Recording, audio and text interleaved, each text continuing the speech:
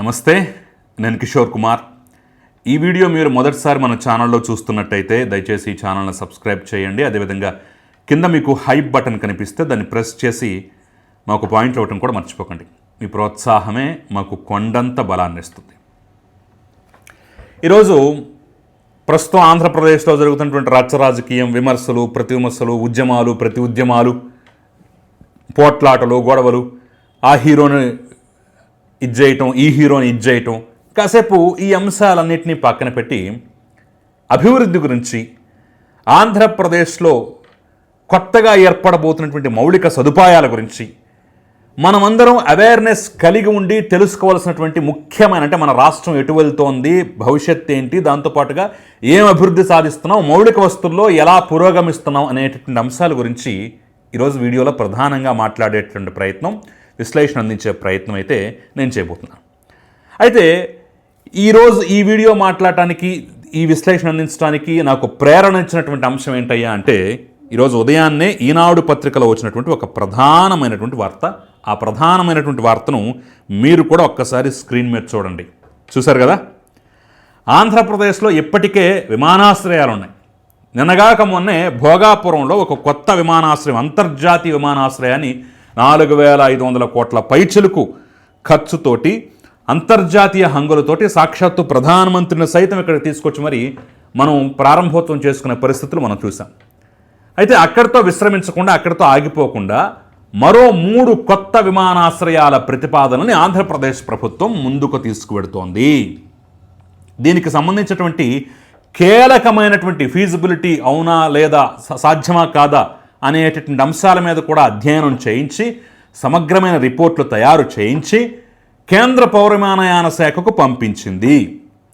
ఇక కేంద్ర పౌర విమానయాన శాఖ నుంచి ఎస్, ఓకే, అంతా బాగుంది, గో హెడ్, ప్రొసీడ్ అని చెప్పేసి అనుమతులు వచ్చినట్టయితే ఇప్పటికే ఉన్నటువంటి విమానాశ్రయాలకు తోడు మరో 3 కొత్త విమానాశ్రయాలు ఆంధ్రప్రదేశ్లో ఏర్పాటు కావటం తథ్యం అనేటటువంటి అంశాన్ని క్రోడీకరించి ఈ వార్త ఇచ్చారు. సో 3 విమానాశ్రయాల తొలి దశకు 5,545 కోట్లు, అమరావతి, శ్రీకాకుళం, కుప్పం ఎయిర్పోర్ట్లకు TEFRలు సిద్ధం, భూసేకరణకు సైట్ క్లియరెన్స్ కోసం మోకాకు ప్రతిపాదనలు అని చెప్పేసి అయితే చాలా క్లియర్ కట్గా ఈ వార్త అయితే వచ్చింది. అంటే మోకా అంటే కేంద్ర పౌర విమానయాన శాఖకు సంబంధించిన డిపార్ట్మెంట్ అనమాట.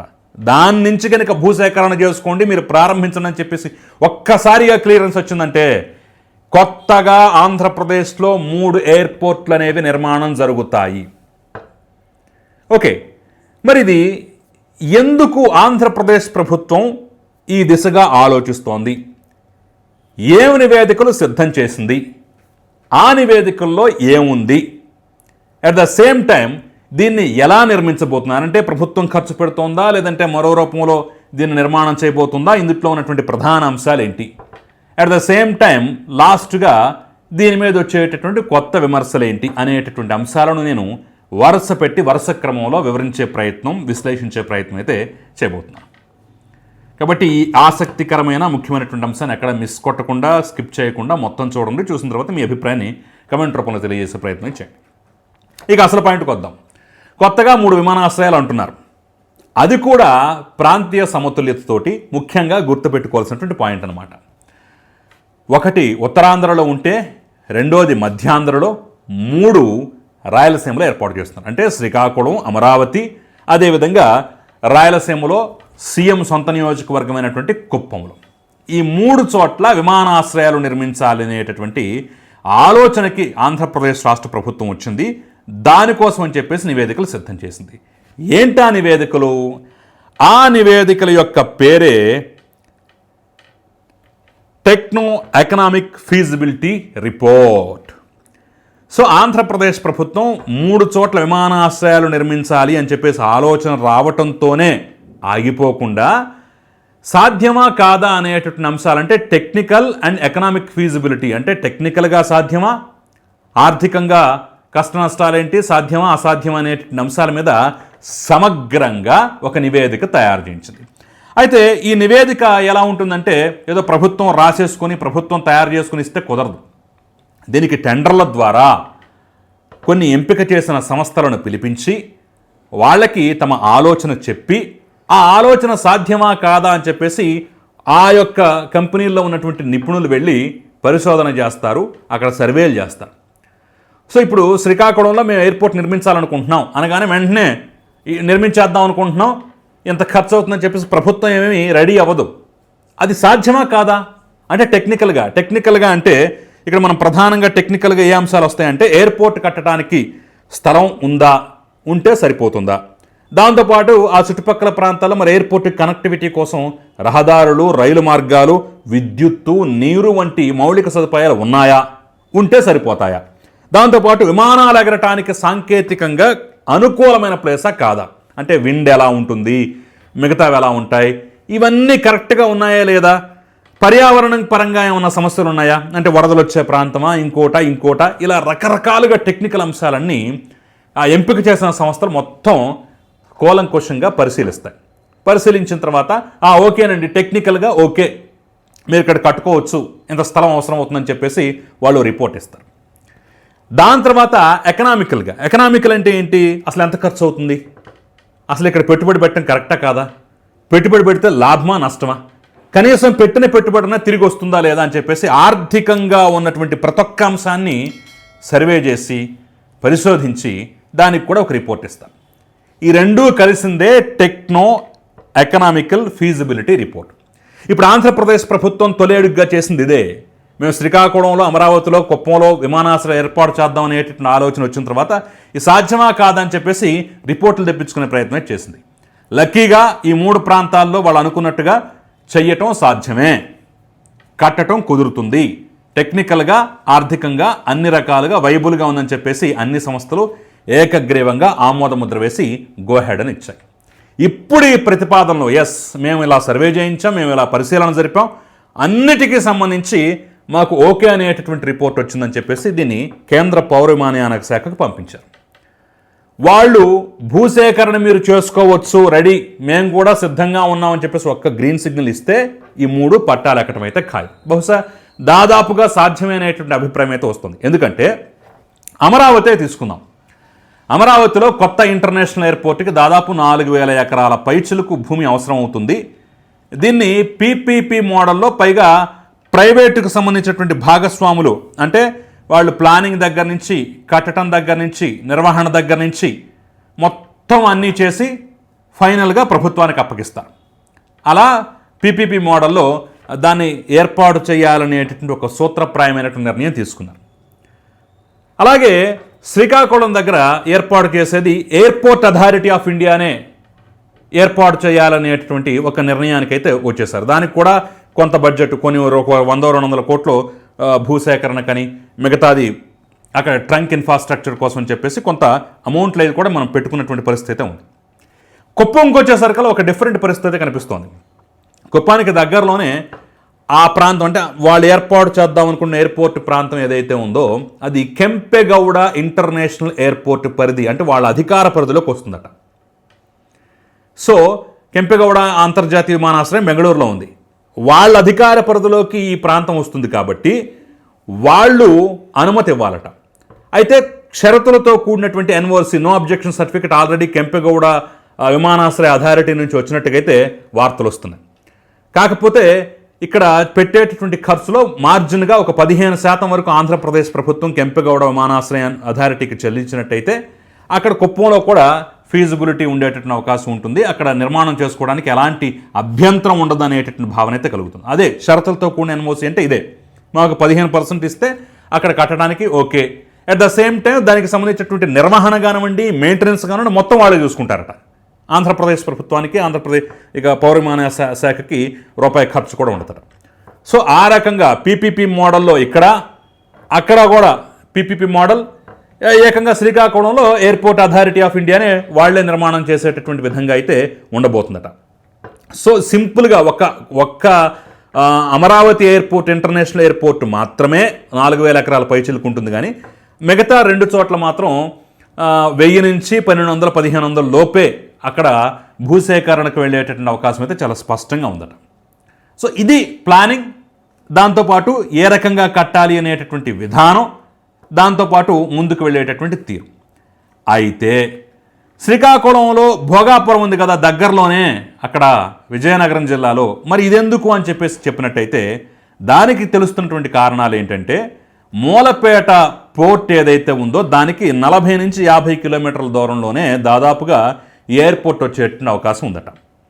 సో పోర్టుకు దగ్గరగా ఉంటుంది, కార్గో రవాణాకు అనుకూలత కలిగి ఉంటుంది, పైగా శ్రీకాకుళం పరిసర ప్రాంతాల్లో కూడా కొన్ని పరిశ్రమలు వస్తున్నాయి కాబట్టి వాటికి అనుకూలంగా ఉంటుంది. ముఖ్యంగా అభివృద్ధి దిశగా ఈ యొక్క నిర్మాణాన్ని చూడాలి అనేటటువంటి భావన అయితే ఉంటుంది. ఇక మరో హోసూర్ అయ్యేటటువంటి అవకాశం ఉంది కుప్పం ఎయిర్పోర్ట్ కనుక నిర్మాణం. కుప్పం కూడా మరొక హోసూర్ లాగా మారిపోయేటటువంటి పరిస్థితి ఉందని చెప్పేసి అయితే చెప్తున్నారు. ఎందుకంటే హంద్రీనివా కాలువ ద్వారా అక్కడికి ఆ ప్రాంతానికి నీళ్లు వచ్చినటువంటి నేపథ్యంలో ఇండస్ట్రియల్ గ్రోత్ కోసం ఈసారి వచ్చేటటువంటి పరిశ్రమల్లో కొన్ని కీలకమైనటువంటి పరిశ్రమలు ఆంధ్రప్రదేశ్ ప్రభుత్వం కుప్పం పరిసర ప్రాంతాల్లో ఏర్పాటు చేయాలనేటటువంటి ఉద్దేశంలో ఉందట. అంటే ఒక ఇండస్ట్రియల్ హబ్గా ఆల్రెడీ హంద్రీనివా నీళ్ళు వచ్చాయంటే సహజంగానే అక్కడ కొంత గ్రోత్ అనేది కనిపిస్తుంది. దాంతోపాటుగా ఇండస్ట్రియల్ హబ్గా దాన్ని మార్చేటటువంటి ప్రతిపాదనలు కూడా ప్రభుత్వం దగ్గర ఉన్నాయట. దానికి ఈ ఎయిర్పోర్ట్ అనేది కూడా ఇన్ఫ్రాస్ట్రక్చర్ పరంగా అనుకూలంగా ఉంటుందనేటటువంటి భావనలో ప్రభుత్వం ఉంది. ఇక అమరావతి అనేది మనకు తెలుసు, ప్రస్తుతం ఈ యొక్క ఎయిర్పోర్ట్ ఎక్కడైతే ప్రతిపాదిస్తున్నారో ఆ ప్రాంతానికి ఒక 10-20 కిలోమీటర్ల దూరంలోనే దాదాపు 200 ఎకరాల్లో ఆంధ్రప్రదేశ్ సర్కార్ ఒక పెద్ద బస్ స్టేషన్ నిర్మించబోతోంది. ఈ బుల్లెట్ రైలు కూడా ఏదైతే భారత ప్రభుత్వం చెప్తోందో అది ఆ మార్గంలోనే వచ్చేటువంటి అవకాశం ఉంది. అంటే ఆ పరిసర ప్రాంతాల్లోనే మొత్తం, అంటే ఎయిర్పోర్ట్కి ఒక 10-20 కిలోమీటర్లు కాస్త అటు ఇటుగానే కీలకమైనటువంటి రైల్ నెట్వర్క్, కీలకమైనటువంటి రోడ్ నెట్వర్క్, దాంతోపాటుగా అతిపెద్ద బస్టాండ్ను కూడా అక్కడ నిర్మాణం చేయాలనేటటువంటి ఆలోచన ఉంది. కాబట్టి అన్ని రకాలుగా కనెక్టివిటీ అక్కడ ఉంటుంది. పైగా రాజధాని ప్రాంతంలో ఇంటర్నేషనల్ స్థాయి ఎయిర్పోర్ట్ ఉండాలి అనేటటువంటి భావన కూడా ప్రభుత్వం ఉంది. కాబట్టి ఈ యొక్క దిశగా అడుగులు వేస్తున్నారట. ఇక ఫైనల్గా మనం మాట్లాడుకోవాల్సింది విమర్శలు. గన్నవరం ఉంది కదా, గన్నవరాన్ని పాడుపెట్టేసి గన్నవరాన్ని చంపేసి ఈ ప్రయత్నం ఎందుకు అనేటటువంటి కొన్ని విమర్శలు కూడా అమరావతి ఇంటర్నేషనల్ ఎయిర్పోర్ట్ అన్న దగ్గర నుంచి, అసలు ఆ ఆలోచన ప్రభుత్వానికి వచ్చిన దగ్గర నుంచి వస్తున్నాయి. మరి ప్రభుత్వం దీని మీద ఎలాంటి వివరణ ఇస్తుంది, ఏ రకంగా సర్ది చెప్పే ప్రయత్నం చేస్తుంది అనేది తెలియదు. ఎందుకంటే గత ప్రభుత్వ హయాంలో కూడా, అంటే అంతకుముందు 14 to 19 మధ్యలో కూడా కొంత భూసేకరణ చేసేసి రన్వే విస్తరించేసి కొన్ని హంగులు ఏర్పాటు చేసే ప్రయత్నం చేశారు. ఇంకా పెద్దదిగా చేసేటువంటి ప్రయత్నం, ఇంకా విస్తరించే ప్రయత్నం చేశారు. అయితే ఇప్పుడు 2024లో వచ్చిన దగ్గర నుంచి కొంత నత్తనడకన పనులు సాగుతున్నాయి, అనుకున్న రీతిలో లేదు, సంతృప్తికరంగా లేదనేటటువంటి భావన, అసంతృప్తి ఆ ప్రాంత ప్రజల్లో అయితే ఉంది. మన ఎమ్మెల్యే కూడా కొంత అసంతృప్తి అయితే వ్యక్తం చేశారు. మరి దీనికి ప్రభుత్వం ఎలా సమాధానం చెప్తుందో అయితే తెలియదు. ఇక శ్రీకాకుళం భోగాపురం ఉంది కదా అంటారు, బట్ ఇక్కడ మూలపేట ఆ ప్రాంతంలో కొంత ఇండస్ట్రియల్ కారిడార్ ఏర్పడుతుంది, ఇండస్ట్రియల్ వచ్చే అవకాశం ఉంటుంది. కాబట్టి కొంత దానికి అనుకూలంగా ఉంటుంది. పైగా గవర్నమెంట్ పాలసీలో కూడా ఎక్కువ ఎయిర్పోర్ట్లు ఉండాలి, ఎక్కడికైనా సరే సులువుగా ఎయిర్ కనెక్టివిటీ ఉండాలనేటటువంటి ఉద్దేశంతో ఆ చివరి నుంచి ఈ చివరి వరకు ఎయిర్ కనెక్టివిటీ కోసం విస్తారమైనటువంటి నెట్వర్క్ కోసం ప్రయత్నాలు చేస్తున్నారు. అందుట్లో భాగంగానే శ్రీకాకుళం అని చెప్పేసి అంటున్నారు. ఇక కుప్పంలో ముఖ్యమంత్రి సొంత ప్రాంతం కాబట్టి ఏర్పాటు చేసుకుంటున్నారంటే కాదు, అక్కడ కూడా ఇండస్ట్రియల్, ముఖ్యంగా తమిళనాడుతో పోటీగా అక్కడ కూడా కొన్ని పరిశ్రమలు తీసుకొచ్చి ఇండస్ట్రియల్ గ్రోత్ చూపించేటటువంటి ప్రయత్నం కూడా ప్రభుత్వం చేస్తుంది. పైగా కుప్పంలో ఎయిర్పోర్ట్ అనగానే వెంటనే తమిళనాడు నుంచి కూడా కొన్ని కామెంట్స్ వస్తున్నాయి. కనీసం హోసూరు ఎయిర్పోర్ట్ కోసం గత ప్రభుత్వంలో కొన్ని ప్రయత్నాలన్నా జరిగాయి. డిఎంకే వాళ్ళు కొన్ని ప్రయత్నాలను చేశారు. ఆల్రెడీ కుప్పం పట్టాలెక్కుతోంది, కానీ తమిళనాడు ప్రభుత్వం అసలు ఎలాంటి ప్రయత్నం చేయట్లేదు, ఏ రకమైనటువంటి ఇది లేదు, వీళ్ళు వేస్ట్, అసలు విమానయాన రంగం మీద అసలు వీళ్ళకి కనీస మాత్రంగా కూడా శ్రద్ధ లేదని చెప్పేసి ఆల్రెడీ కొన్ని కామెంట్లు కూడా వస్తున్నాయి. సో అంటే ఇక్కడ ఎయిర్పోర్ట్లు అనగానే పక్క రాష్ట్రం నుంచి వస్తున్నటువంటి ప్రతిస్పందన అయితే అది చూసారా, ఆంధ్రప్రదేశ్ ఎలా చేసుకుంటుందో మీరు కూడా ఉన్నారు ఎందుకని చెప్పేసి. సో కుప్పం ఎయిర్పోర్ట్ కూడా ఇండస్ట్రీస్ పరంగా, ఇండస్ట్రియల్ గ్రోత్ పరంగా అక్కడ మౌలిక వసతులు అవసరం కాబట్టి అక్కడ ఏర్పాటు చేయబోతున్నారు. అది ఇంపార్టెంటే అనేటువంటి భావనలో కూడా. పైగా కెంపెగౌడ నుంచి ఆల్రెడీ షరతులతో కూడా ఎన్ఓసి కూడా వచ్చిందంటే వాళ్ళు కూడా చూసుకుంటారు. సో అన్ని రకాలుగా పరిశీలిస్తారు. సో కాబట్టి ఆంధ్రప్రదేశ్కి మరో 3 కొత్త ఎయిర్పోర్ట్లు, ఆంధ్రప్రదేశ్ గ్రోత్కి మరొక 3 గ్రోత్ ఇంజన్స్ అని చెప్పేసి అయితే మనం అందరం ఖచ్చితంగా చెప్పుకోవచ్చు, భావించవచ్చు. సో ఇది ఇవాల్టి అభివృద్ధి గాథ. మరి పౌరమానయాన శాఖ నుంచి పూర్తి స్థాయిలో అన్ని రకాల సహాయ సహకారాలు వచ్చి భారత ప్రభుత్వం నుంచి కూడా పూర్తి స్థాయిలో క్లియరెన్స్లు అనుమతులు వచ్చి తొందరగా పట్టాలెక్కాలనైతే మనమందరం కోరుకుందాం. మరి ఈ అంశం పట్ల మీ అభిప్రాయం ఏంటి, మీరేమనుకుంటున్నారనేది నాకు కింద కమెంట్ రూపంలో తెలియజేసే ప్రయత్నం చేయండి. Thank you very much.